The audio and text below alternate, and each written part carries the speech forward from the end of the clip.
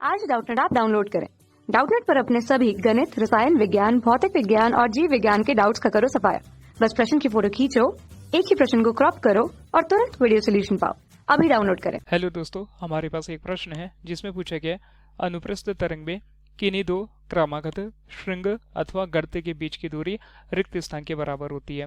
तो आइए इस प्रश्न को हम चित्र के माध्यम से समझेंगे कि अनुप्रस्थ तरंग में दो क्रमागत श्रृंग और गर्त के मध्य की दूरी को हम किसके बराबर मानते हैं। तो दोस्तों, हमने चित्र में अनुप्रस्थ तरंगों के कणों की स्थिति को दर्शाया है। जहां हमें पता है अनुप्रस्थ तरंग वह तरंग होती है जब किसी माध्यम में कणों के कंपन करने की दिशा तरंग संचरण की दिशा के लंबवत होती है। यानी कि चित्र में हमें कैसे दिखाई दे रही है, ये एक तरंग का रूप दिखाई दे रहा है और इनके जो कण है इनकी दिशा कैसी होगी दोस्तों, अनुप्रस्थ तरंग में इनकी दिशा तरंग संचरण की दिशा के लंबवत होती है। तो चूंकि हमसे प्रश्न में यह पूछा गया कि अनुप्रस्थ तरंग में किन्हीं दो क्रमागत श्रृंग अथवा गर्तों के बीच की दूरी, तो पहले आइए समझते हैं कि श्रृंग और गर्त अनुप्रस्थ तरंग में होते क्या हैं।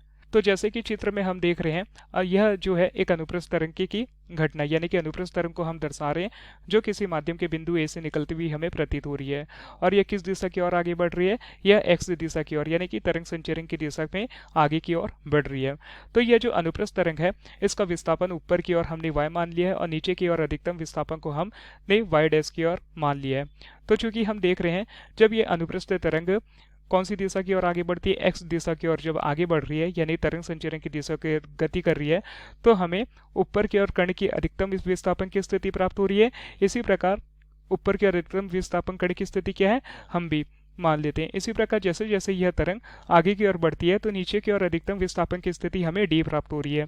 इस प्रकार प्रत्येक अलग अलग बिंदु में हम देखते हैं कि जैसे जैसे तरंग आगे बढ़ते जाएगी तो हमें अधिकतम विस्थापन ऊपर की ओर और न्यूनतम विस्थापन यानी कि अधिकतम विस्थापन नीचे की ओर भी प्राप्त होगा। तो ऊपर की ओर अधिकतम विस्थापन हमें बी एफ प्राप्त हो रहा है, इसी प्रकार नीचे की ओर अधिकतम विस्थापन हमें डी और एच प्राप्त हो रहा है। तो दोस्तों, अनुप्रस्थ तरंग में जो ऊपर की ओर अधिकतम विस्थापन जो कण होते हैं, यानी कि कण का आयाम जहां हमें अधिकतम विस्थापन प्राप्त होता है, यानी कि जहां कण का आयाम हमें अधिकतम प्राप्त होता है, तो उस स्थिति को हम श्रृंग के नाम से जानते हैं। जैसे बी हमारा श्रृंग हो जाएगा, इसी प्रकार एफ की जो भी स्थिति है यह भी हम श्रृंग के नाम से जानते हैं। और नीचे के अधिकतम विस्थापन यानी कि कण के अधिकतम आयाम को हम गर्द के नाम से जानते हैं। इसी प्रकार जो एच होगा यह भी हमारे लिए गर्द का रूप होगा। तो चूंकि प्रश्न में हमसे यही पूछा गया था कि अनुप्रस्थ तरंग में किन्हीं दो क्रमागत श्रृंग अथवा गर्त के बीच की दूरी, तो जैसे कि हमने जाना श्रृंग और गर्त क्या होते हैं, कणों के अधिकतम आयाम और विस्थापन की स्थिति को। तो प्रश्न में इस चित्र के माध्यम से हमें देखने पर दो श्रृंग के मध्य की दूरी हमने कितनी मान ली है, लैम्डा मान ली है। यानी कि यह लैम्डा जो है एक अनुप्रस्थ तरंग के तरंगदैर्घ्य की स्थिति को दर्शाता है। इसी प्रकार नीचे दो गर्तों के मध्य की दूरी को भी हमने लैम्डा यानी कि तरंगदैर्घ्य को रूप में माना। तो हमने पता चला कि अनुप्रस्थ तरंग में किन्हीं दो क्रमागत श्रृंग अथवा गर्त के बीच की दूरी को हम तरंगदैर्घ्य यानी कि लैम्डा के बराबर मानते हैं। तो यह हमारे प्रश्न का उत्तर है जिसे हम चित्र के माध्यम से जाने। धन्यवाद।